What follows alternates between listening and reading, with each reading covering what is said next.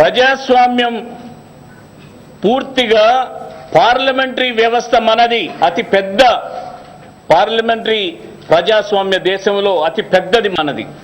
మనం గర్వపడుతున్నాం. అటువంటి మన ప్రజాస్వామ్యాన్ని నవ్వుకుండే విధంగా, పూర్తిగా హేళన చేసే విధంగా ప్రభుత్వము అపోజిషన్ కలిసి ఆడిన ఈ నాటకములో తెలుగు ప్రజలు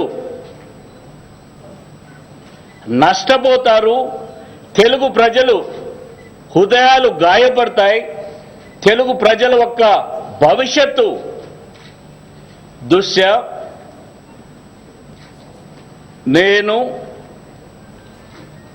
కాంగ్రెస్ పార్టీకి ఖచ్చితంగా నా ఎదుగుదలకు కానీ ముఖ్యమంత్రి పదవి ఇచ్చిన దానికి కృతజ్ఞత తెలియజేస్తూనే, వారు ఈ రాష్ట్రాన్ని విభజన చేసిన దాంట్లో తెలుగు ప్రజల తీవ్రంగా గాయపరిచిన దాంట్లో, భవిష్యత్తు అంధకారం చేసిన దాంట్లో నిరసనగా నేను ముఖ్యమంత్రి పదవికి,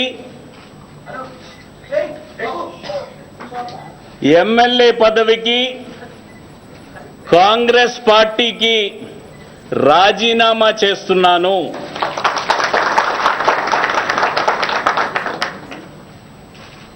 పంతొమ్మిది 1962 నుంచి ఇప్పటి వరకు మా కుటుంబం 12 ఎలక్షన్లు పోటీ చేశాం, ప్రతి ఎలక్షన్లో కూడా. కానీ ఇది సులువైన నిర్ణయం కాదు.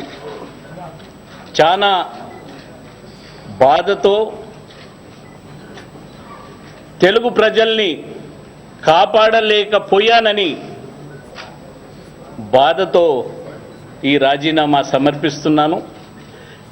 తెలంగాణ ప్రజల యొక్క ఆకాంక్షను మేము వ్యతిరేకం కాదు, కానీ జరగబోయే పరిణామాలు, నష్టాలకు వ్యతిరేకంగా నేను పోరాటం చేశాను. ఎక్కడైనా ఎవరికైనా హృదయాన్ని గాయపరిచింటే నేను క్షమాపణ కోరుతున్నాను. Yes, you got 10 minutes. నేను రిజైన్ చేశాను. ఇప్పుడు మీకు ఇంతవరకు నా గురించి అర్థం కాలేదు. ఒకటే ఒక అంశం పైన పోరాటం చేస్తున్నాము. రాష్ట్రం సమైక్యంగా ఉండాలి, తెలుగు ప్రజలకు నష్టం జరుగుతుంది, అన్ని ప్రాంతాలకు నష్టం జరుగుతుందని ఏకైక లక్ష్యంతో ఈ పోరాటం చేశాం మేమందరం కూడా. నా భవిష్యత్తే నాకు ముఖ్యం అనుకుంటే నేను కాంగ్రెస్లో వారి నిర్ణయాన్ని నేను పాటించి నేను కాంగ్రెస్లో కొనసాగేవాడిని. నా భవిష్యత్తు ముఖ్యం కాదు. నేను పదే పదే చెప్పాను, నా భవిష్యత్తు ముఖ్యం కాదు. రాష్ట్ర భవిష్యత్తు, తెలుగు ప్రజల యొక్క భవిష్యత్తు గురించే ఈ పోరాటం చేశాం తప్ప మా స్వార్థం దీంట్లో లేదనేది స్పష్టంగా తెలియజేస్తున్నాను.